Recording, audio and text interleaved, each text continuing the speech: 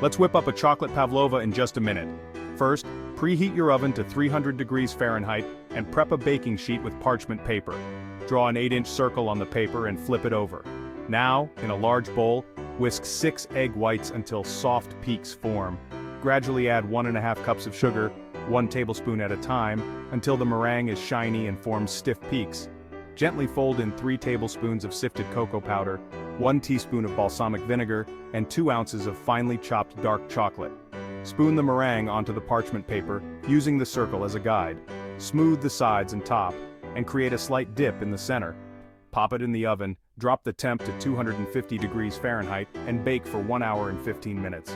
Turn off the oven, leave the door ajar, and let it cool completely. For the topping, whisk 1 cup of heavy cream with 2 tablespoons of powdered sugar and 1 teaspoon of vanilla extract until soft peaks form.